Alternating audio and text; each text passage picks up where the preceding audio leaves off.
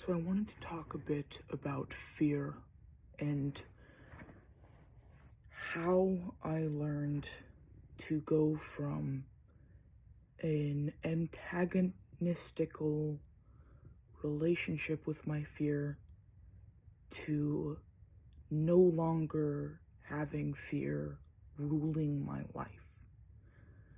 I am someone with complex post-traumatic stress disorder as well as autism, and I believe I have an immensely large amount of fear and destruction within me, inside of me, that formerly in my life made my life miserable.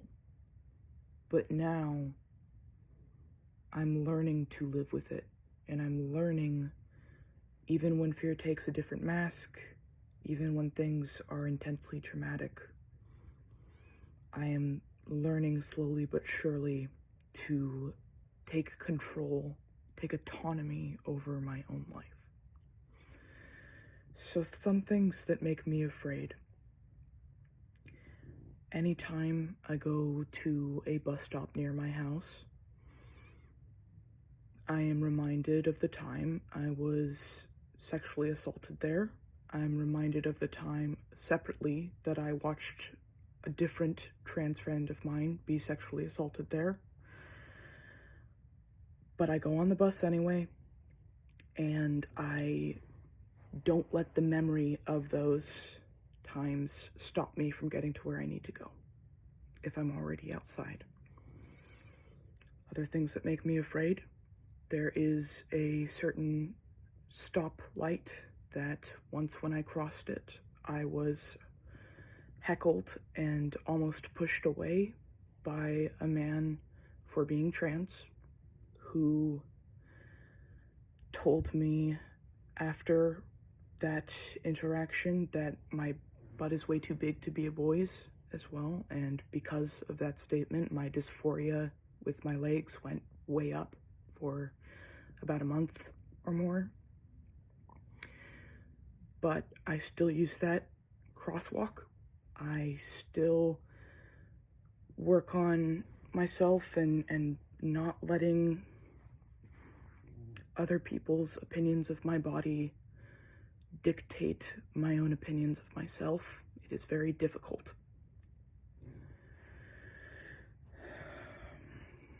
Some other things that make me scared is using public restrooms.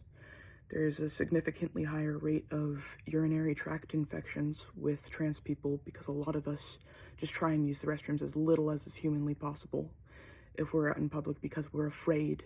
We are afraid of being assaulted. We're afraid of being met with violence in the restrooms because of people not wanting us to be in whatever restroom. So a lot of us have just opted to try and use them as little as is possible, but sometimes you really got to.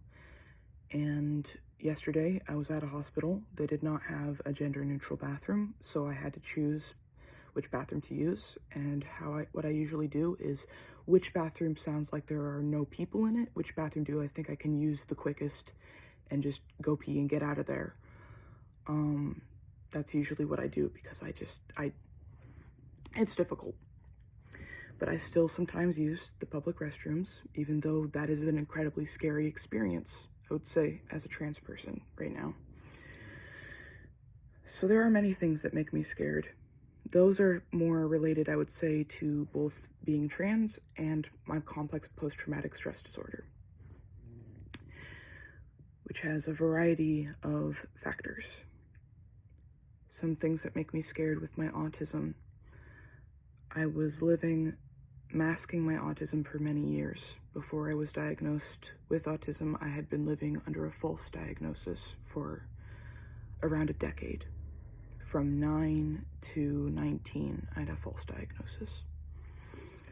And I got my autism diagnosis because the first accurate diagnosis they gave me was ADHD type something or other, which I still have that one as well. But when I was 20, I was diagnosed with autism, and that was the first time that I was diagnosed with something that it made everything else make sense. and it was very, very difficult because I was having to learn to unmask.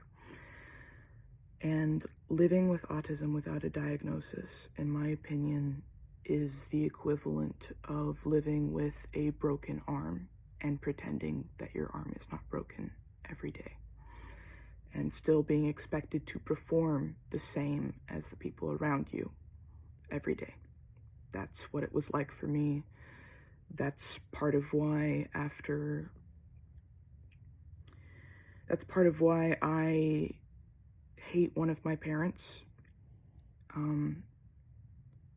That's part of why I want nothing to do with one of my parents, is because, in my opinion, they failed me.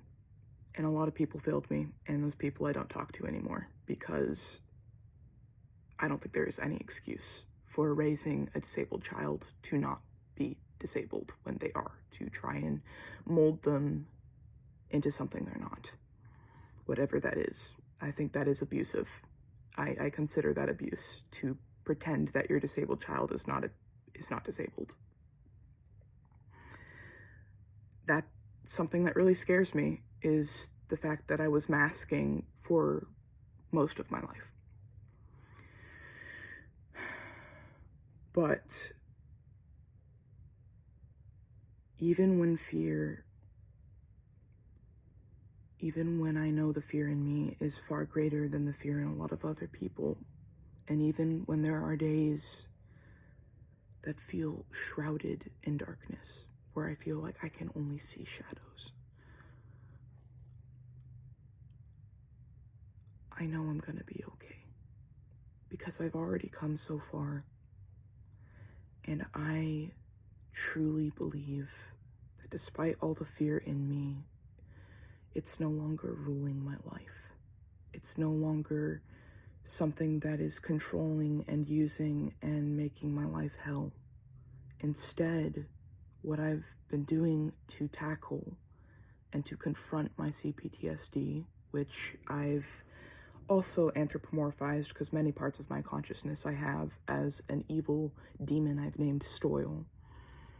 One of the ways that I handle Stoyle, which is the embodiment of my CPTSD, and formerly CPTSD that fed into a psychotic episode, but I'm no longer psychotic. How I handle that particular battle now is I have to learn to face my fears even when I'm afraid. And sometimes I can't. Sometimes if my body is like shutting down, you can't do that. Like if you're in the midst of a panic attack, obviously that's not helpful advice. But on days where I can push myself just a little bit to face a fear and survive it, I do. Part of the way that I'm handling my CPTSD is facing fears incrementally. It's called exposure therapy. My art is a form of exposure therapy, or it was for much of 2022, which a former parent of mine could not stand. They hated it. They actually... No, I can say that. They're not in my life anymore. They can't hurt me. They disowned me after I wrote a song where, for the first time in my life, I said that I hated them in the song. It was the first time that I had expressed that sentiment, and right after they found the song, they disowned me. The day after. So, there are many things that have threatened my survival, as far as I'm concerned, that have made my life unbearable. But instead of continuing to let those things control and define me, I am slowly and incrementally facing my fears and letting them go. And of course, it's not that simple, because as someone with complex post-traumatic stress disorder, fear is always going to take a different mask in my life. And I am never going to be fearless. But I am getting braver, and I am getting stronger. Because even though I have an immense amount of fear inside of me, that fear does not control me. And I'm learning to control my fears instead. And I'm learning to live. Thank you.